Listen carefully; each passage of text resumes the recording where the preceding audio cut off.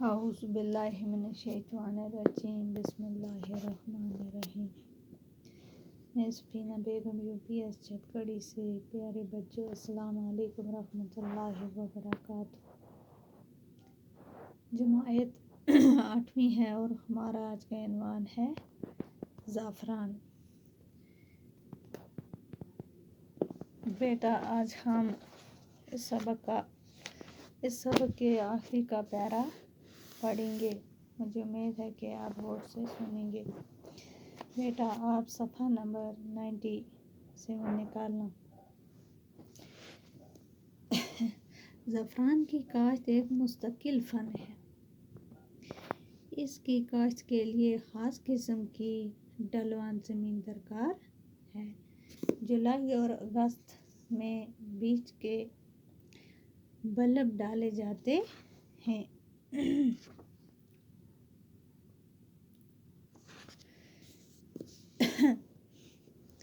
یعنی کہ زعفران کی کاشت جو ہے، اس میں ایک مستقل طور پر اس کا ایک فن یعنی ہنر ہونا چاہیے۔ اس کی کاشت کے لیے خاص قسم کی ڈھلوان زمین درکار ہے۔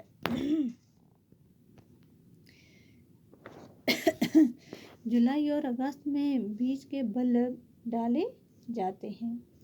ایک بار ڈالنے کے بعد قریباً 14 برس تک اس پر زیادہ محنت کی ضرورت نہیں ہوتی۔ مطلب ایک بار بلب ڈالنے کے بعد 14 برس تک اس پر کوئی اتنی زیادہ محنت کرنے کی ضرورت نہیں پڑتی۔ اکتوبر میں پھول نکل آتے ہیں۔ اکتوبر کے مہینے میں زعفران کے پھول نکل آتے ہیں۔ پھر ایک خوبصورت باغ ہماری نگاہوں کے سامنے ہوتا ہے۔ پھر ہماری نظروں کے سامنے، ہماری آنکھوں کے سامنے ایک خوبصورت باغ ہمیں نظر آنے لگتا ہے۔ دھوپ میں زعفران کے پھول چن کر سکھائے جاتے ہیں۔ یعنی کہ زعفران کے پھول جو ہوتے ہیں ان کو لوگ سکھاتے ہیں اور پھر مختلف قسم کے زعفران تیار ہو جاتے ہیں۔ شاہی زعفران، موگر اور لچا وغیرہ اس کی قسمیں ہیں۔ کس کی؟ زعفران کی۔ ہندوستان میں ہر قسم کے زعفران کی مانگ ہے۔ بڑھتی ہوئی اس مانگ کی وجہ سے کشمیری زعفران کی تجارت بڑھتی جا رہی ہے، کیونکہ کشمیر میں زیادہ زعفران کی تجارت ہوتی ہے۔ کشمیر میں زعفران کی کاشتکاری کو بڑے پیمانے پر فروغ دینے کے لیے مرکزی ریاستی حکومت نے کئی منصوبے تشکیل دیے ہیں اور ایک طویل منصوبہ نیشنل زعفران مشن کے تحت ہاتھ میں لے لیا ہے۔ امید ہے کہ جدید سائنسی طریقوں سے بھی کاشت کرنے کی کوشش کی جائے گی اور کلیدی اس نے اپنی نظموں میں زعفران کے حسن کو جس خوبصورتی سے بیان کیا ہے، اس کی اصلی خوشبو تمام دنیا میں پھیل جائے گی۔ بیٹا، آج ہم یہاں تک پڑھیں گے اور آج ہمارا سبق بھی ختم ہو چکا ہے۔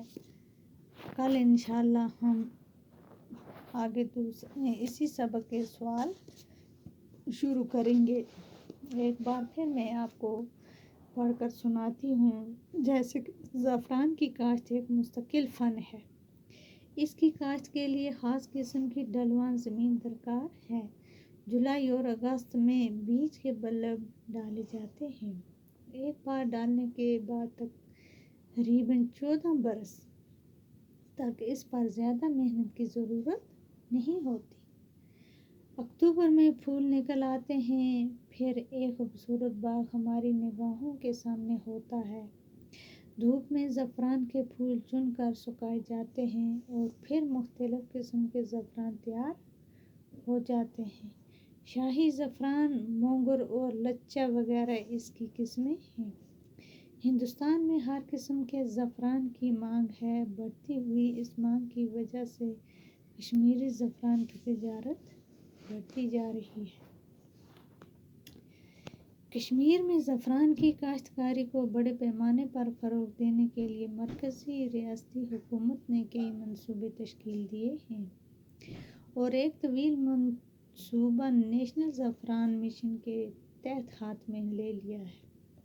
امید ہے کہ جدید سائنسی طریقوں سے بھی کاشت کرنے کی کوشش کی جائے گی اور خالد اس نے اپنی نظموں میں زعفران کے حسن کو جس خوبصورتی سے بیان کیا ہے، اس کی اصلی خوشبو تمام دنیا میں پھیل جائے گی۔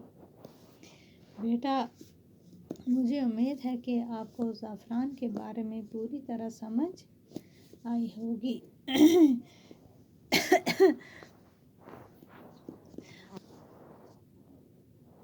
آپ اس سبق کو پوری طرح یاد کر کے تھوڑا سا اپنی نوٹ بک پر لکھنا۔ مجھے امید ہے کہ آپ اپنی تعلیم کو جاری رکھتے ہوئے پوری طرح آگے بھی کوشش کریں گے۔ باقی شکریہ۔